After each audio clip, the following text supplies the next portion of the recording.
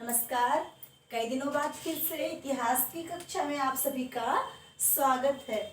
तो हम लोग क्रम से इतिहास को पढ़ रहे हैं। तो क्रम से इतिहास के पढ़ने के क्रम में हम लोगों ने सबसे पहले सिंधु सभ्यता पढ़ा, सिंधु सभ्यता की सिंधु समाज पढ़ा, या फिर प्राचीन इतिहास को जानने के साधन या साधे भी पढ़े, पुरातात्विक खोज पढ़े, हम लोगों ने सिक्के पढ़े, यात्री पढ़े, मुद्राएं पढ़े। तो आज अब हम लोग पढ़ते हैं वैदिक सभ्यता, जो कि हमारे इतिहास को जानने का एक अहम हिस्सा है और तमाम सारे क्वेश्चन यहाँ से पेपर में उठते ही उठते हैं। ये चैप्टर इतना इम्पोर्टेंट है कि पेपर में यहाँ से बहुत ज़्यादा क्वेश्चन उठते हैं। तो सबसे पहली बात कि वैदिक सभ्यता देन किसकी थी। तो जब भी बात आती है कि वैदिक सभ्यता किसकी देन थी, तो वैदिक सभ्यता किसकी देन थी? आर्यों की देन थी वैदिक सभ्यता। और ये जो आर्य थे, ये आए कहाँ से थे? कहाँ से आए थे? मध्य एशिया। मध्य एशिया से आए थे। ठीक है। अच्छा, मध्य एशिया से आए थे। अच्छा, ये लोग क्या कहते थे? क्योंकि इनकी जो भाषा थी, आर्यों की जो भाषा थी, वो क्या थी? संस्कृत थी। और इसीलिए भारत में जो लोग, अब भाई भारत के लोग क्या करते थे उस समय? संस्कृत नहीं बोलते थे। और इसीलिए इन्होंने इनको क्या कहा था? अनार्य कहा। बाद में तो संस्कृत हमारी मुख्य भाषा हो गई हमारी सभ्यता में, वैदिक सभ्यता में आर्यों का प्रमुख देन है। अब वेद 4 है तो बताने की जरूरत है नहीं, हमारे 4 वेद हैं। तो वेदों से, पुराणों से, उपनिषदों से, ब्राह्मण ग्रंथों से हमें वैदिक सभ्यता की जानकारी प्राप्त हुई। तो पता क्या चला कि भारत में वैदिक सभ्यता का निर्माता किसको कहा जाता है? आर्यों को कहा जाता है। क्या कहा जाता है इनको? क्या कहा जाता है? वैदिक निर्माता। वैदिक सभ्यता का निर्माता कहा जाता है इनको, भारत में कहा जाता है। ठीक है। अब जो संस्कृत नहीं बोलते थे उनको क्या कह दिया गया? अनार्य कह दिया गया। अब ये मध्य एशिया से आए, दक्षिण अफ्रीका के कुछ जगहों पर रहे और कई सारी नदियों के किनारे रहे, जिसमें से काबुल, कुरमा और जो है गोमल इत्यादि नदियां हैं, जहां विदेशों में ये नदियों के किनारे झुंड बनाकर रह रहे थे। लेकिन जब भारत में आए तो कहाँ बसे? सप्त सिंधु प्रदेश में। और सप्त सिंधु प्रदेश में पहले से ही निवास करने वाले भारतीय जो संस्कृत नहीं बोलते थे, उनको इन लोगों ने क्या कहा? अनार्य कहा। बाद में अभी आगे आप देखेंगे आर्य और अनार्य कबीलों के बीच में आपस में झगड़ा हुआ था, लेकिन वो तो बाद की बात है, अभी हम लोग स्टार्टिंग की बात कर रहे हैं। तो वैदिक सभ्यता का निर्माता आर्यों को कहा गया। और आर्य कहाँ से आए? सप्त सिंधु प्रदेश से आए। अच्छा, ऋग्वेद की में आर्यों की चर्चा कितनी बार की गई है? कितनी बार की गई है? 36 बार चर्चा की गई है। किसकी? आर्यों की चर्चा की गई है। अगली बात है कि वैदिक काल की सबसे पवित्र नदी, ध्यान देते चलिएगा, बहुत ही इंपॉर्टेंट क्वेश्चन है। अभी आज के डेट में सबसे पवित्र नदी हमारे यहाँ कौन सी है? गंगा नदी है ना। लेकिन वैदिक काल की सबसे पवित्र नदी सरस्वती नदी थी। ठीक है। और उस समय गंगा और यमुना नदियां अस्तित्व में नहीं थी, अपना जो है अस्तित्व लगभग खो चुकी थी। और इसीलिए अगर बात की जाए गंगा यमुना के चर्चा की, तो ऋग्वेद में गंगा की चर्चा मात्र कितनी बार हुई है? एक बार हुई है। और यमुना की चर्चा कितनी बार हुई है? 3 बार हुई है। समझ रहे हैं ना? अब यहाँ से क्वेश्चन उठता है कि ऋग्वेद में गंगा की चर्चा कितनी बार हुई है? 1 बार। और यमुना की चर्चा कितनी बार हुई है? 3 बार हुई है। अच्छा, अब देखिए कि प्रमुख स्थानों को उस समय क्या क्या कहा जाता था जिस समय आर्य आए थे। तो सतलज से सिंधु तक का क्षेत्र जहां आर्य निवास कर रहे थे, यानी वो मैदानी क्षेत्र, सतलज से सिंधु तक का मैदानी भाग जो था, उसको क्या कहा जा रहा था? ब्रह्मावर्त कहा जा रहा था। और सतलज से गंगा यमुना और दोआब तक का क्षेत्र, यानी गंगा यमुना और दोआब का मैदानी क्षेत्र क्या कहा जा रहा था? ब्रह्म ऋषि कहा जा रहा था। सदानीरा से प्रयाग तक का क्षेत्र क्या कहा जा रहा था? आर्यावर्त कहा जा रहा था। समझ में आ रहा है? अच्छा, और हिमालय से विंध्य तक के क्षेत्र को क्या कहा जाता था? मध्य देश कहा जाता था। तो अब इतनी बातों को एक बार ध्यान से देख लेंगे, इसमें से एक दो क्वेश्चन तो हर हालत में फंसते हैं। सबसे पहली बात, वैदिक सभ्यता का निर्माता किसको कहा गया है? आर्यों को कहा गया है। और उस समय भारत में निवास करने वाले हिंदुस्तानी जातियों को क्या कहा गया था? अनार्य कहा गया था। ऋग्वेद में आर्यों की चर्चा कितनी बार हुई? 36 बार हुई। गंगा की चर्चा 1 बार, यमुना की चर्चा 3 बार, और सरस्वती की चर्चा बार बार किसकी चर्चा हुई? सरस्वती की। गंगा की चर्चा 1 बार, यमुना की 3 बार, सरस्वती की बार है ना। गंगा 1 बार, यमुना 3 बार, सरस्वती बार चर्चा हो रही थी सरस्वती की। अच्छा, उसके बाद सतलज से सिंधु तक का प्रदेश उस समय ब्रह्मावर्त कहलाता था। सतलज से गंगा यमुना तक का ब्रह्मऋषि कहलाता था।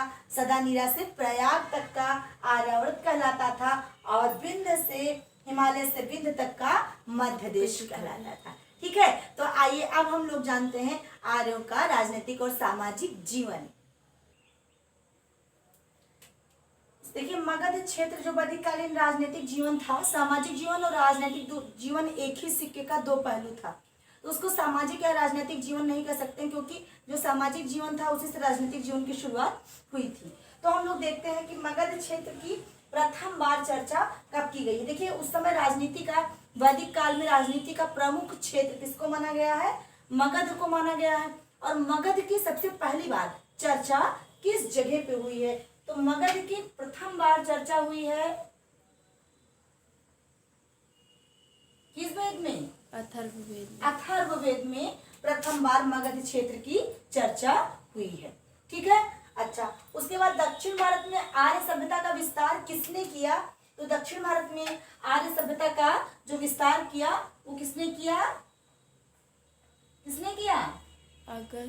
अगस्त मुनि ने, जिनके बारे में एक कथा फेमस है कि एक चिड़िया के, एक टिटहिरी के अंडे को बचाने के लिए अगस्त मुनि पूरे समुद्र का जल पी गए थे। ठीक है, तो इस तरीके से वो अगस्त मुनि ही वो व्यक्ति थे जिन्होंने दक्षिण भारत में आर्य सभ्यता का विस्तार किया। उसके बाद वैदिक कालीन समाज की सबसे छोटी इकाई क्या थी? ध्यान दीजिएगा, समाज की सबसे छोटी इकाई क्या कहलाती थी? कुल कहलाती थी। और परिवार के मुखिया को क्या कहते थे? कुलप कहते थे। क्या कहते थे? कुलप कहते थे। और कई कुलों से मिलकर के, ठीक है, कई कुलों से मिलकर के क्या बन जाता था?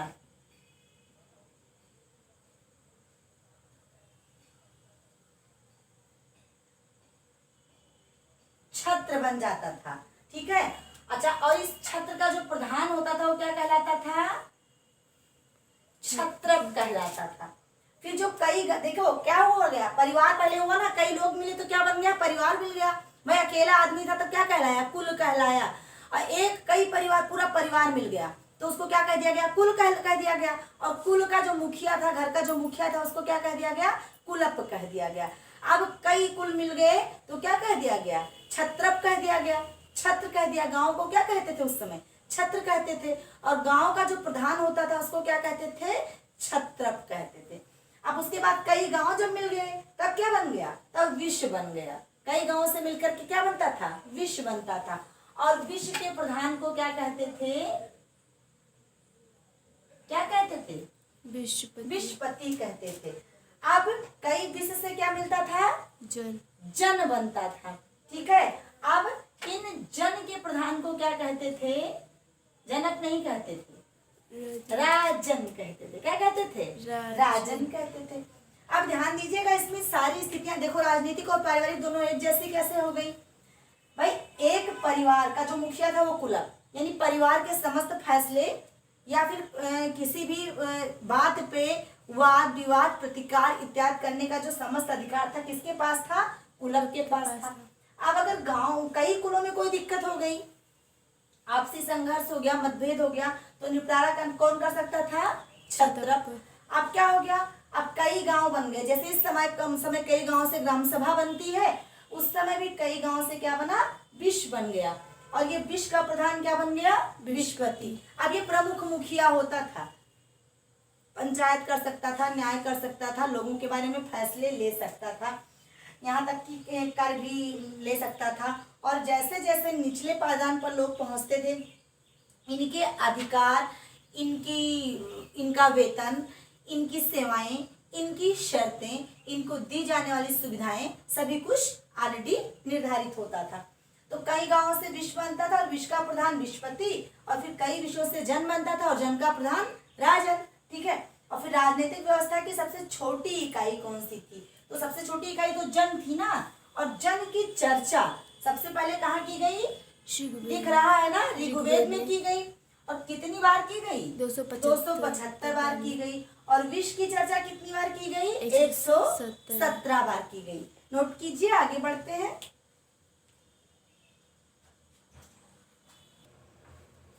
देखिए, वैदिक काल का ये जो प्रमुख सलाहकार होता था, सबसे प्रमुख सलाहकार, इसको क्या कहते थे? पुरोहित। पुरोहित कहते थे। बाद में भी देखिए, राजा जनक जी के यहाँ, श्री राम जी के यहाँ, सबके यहाँ प्रमुख सलाहकार कौन थे? पुरोहित। पुरोहित लोग थे ना। विश्वामित्र जी कौन थे? पुरोहित और प्रमुख सलाहकार ही तो थे। अच्छा, अब भारत कबीला था। आर्यों का कबीला किस रूप में जाना जाता था? आर्यों कबीलों का जो मुखिया था उसको भारत कबीले के रूप में बांट दिया गया था।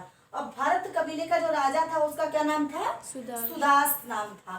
ठीक है। और अनार्य कुल के, अब इनके जो पुरोहित थे उनका क्या नाम था? भाई, तो सुदास तो राजा था ना, तो पुरोहित का क्या नाम था? तो इनके पुरोहित का नाम था विश्वामित्र। अरे वशिष्ठ नाम था इनके पुरोहित का। क्या नाम था? वशिष्ठ नाम था। वशिष्ठ नाम की महिमा कुछ तो समझ में आ रही होगी ना? समझ रहे हैं ना? हमारी कोचिंग का भी नाम क्या है? Vashishtha coaching centre. और गुरुजी का भी नाम क्या था? प्रमुख सलाहकार थे। और हम लोग भी क्या करते हैं? आप लोगों को आपके कैरियर को लेकर के क्या करते हैं? सलाह ही तो देते हैं। और क्या करते हैं? बाकी तो पढ़े लिखे होते हैं आप लोग। नर्सरी केजी थोड़ी पढ़ाना होता है। आप लोग ऑलरेडी पढ़ लिख कर देश के अच्छे नागरिक होकर के हम लोग के पास आते हैं। और हम लोग आपको आपका भावी भविष्य बनाने में केवल क्या देते हैं? सलाह देते हैं। तो यथा नामो तथा गुण, पक्का ना? 100%। हाँ। तो इस तरीके से भारतीय कबीला यानी आर्यों के जो है प्रमुख सलाहकार पुरोहित जी थे, उनका नाम क्या था? वशिष्ठ था। और अनार्यों के जो पुरोहित जी थे, इनका क्या नाम था? विश्वामित्र। अब अभी ये मत कहिएगा कि ये तो राम भगवान के भी पुरोहित थे, तो क्या वो अनार्य थे?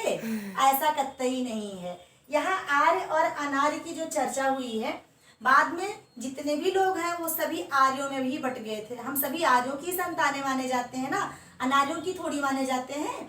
किसकी संतानें हैं? आर्यों की ना। अच्छा, और ये जो पदवी थी वशिष्ठ और विश्वामित्र, तो पहले तो ये पुरोहित थे, पुरोहितों का नाम था, और बाद में पदवी बनती चली गई थी। यानी प्रत्येक राजघराने के प्रमुख सलाहकार को क्या कहा जाता था? कुलों के आधार पर वशिष्ठ और विश्वामित्र कहा जाता था। समझ रहे हैं ना? कोई दिक्कत तो है नहीं? वशिष्ठ तो याद है ना? पक्का? वैसे हम बार बार इसलिए कह रहे हैं ताकि आपको अच्छे से याद हो जाए।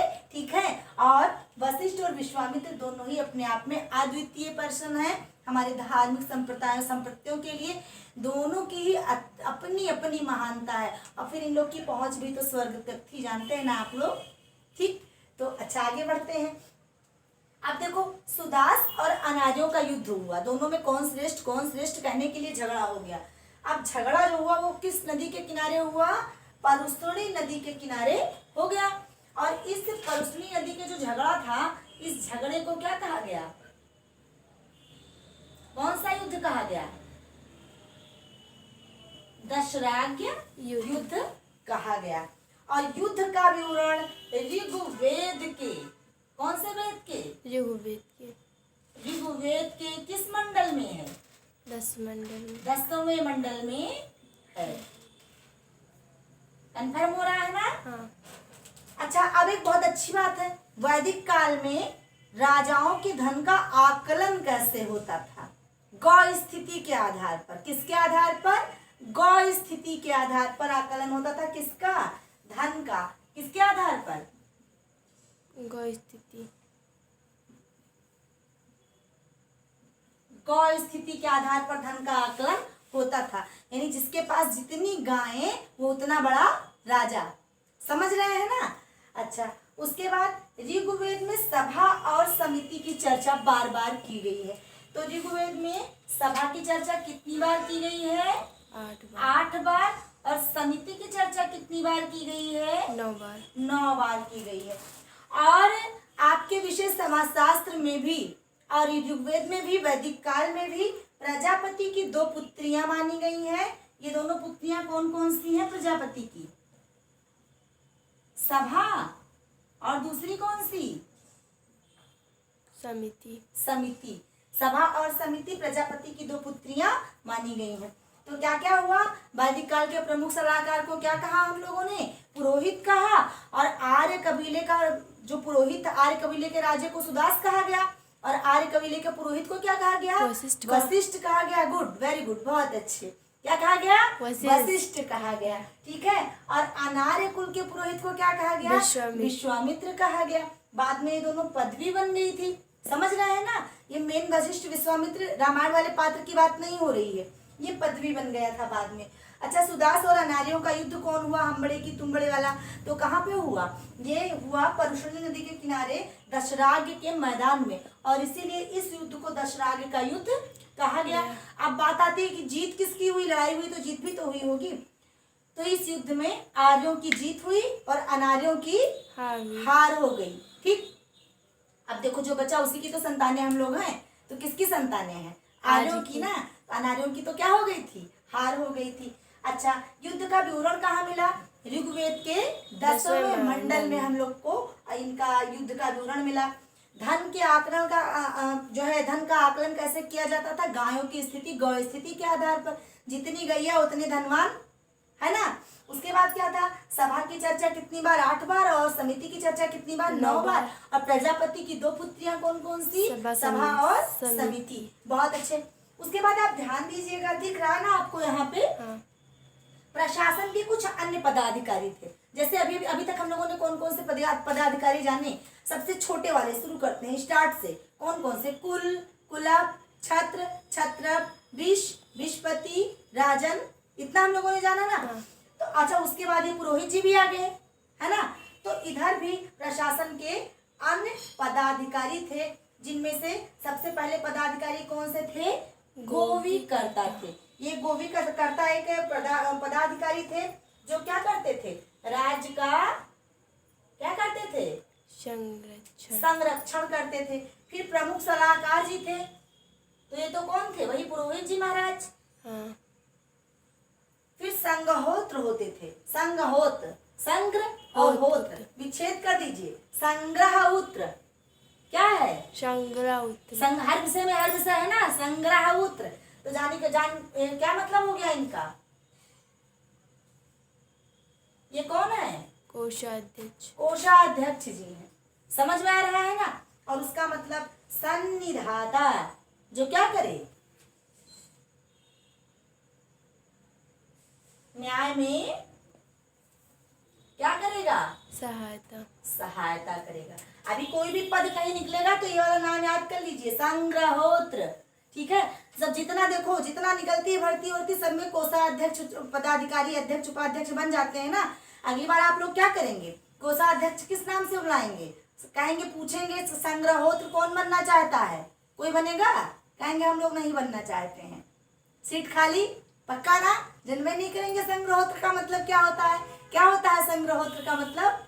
कोषाध्यक्ष होता है। क्या होता है? कोषाध्यक्ष होता है। तो नोट कीजिए आप लोग इन लोग को। फिर थोड़ा सा और आगे बढ़ते हैं।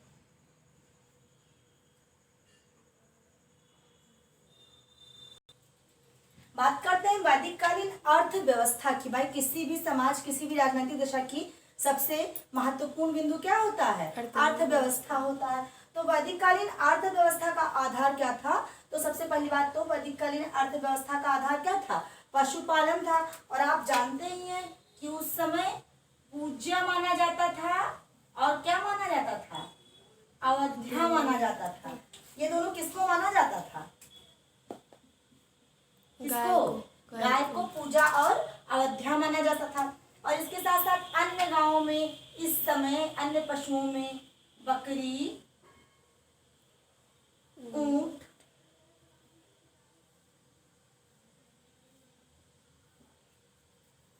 बैल इत्यादि का प्रचलन था। ठीक है। अच्छा, उसके बाद कृषि की अगर बात की जाए कि इस समय कृषि कैसे होती थी, तो प्रथम बार ऋग्वेद में बताया गया है कि 24 बैलों से क्या किया जाता था? कृषि कृषि की जुताई की जाती थी। अब पूर्व वैदिक काल में लोहे की जानकारी लोगों को कम ही थी।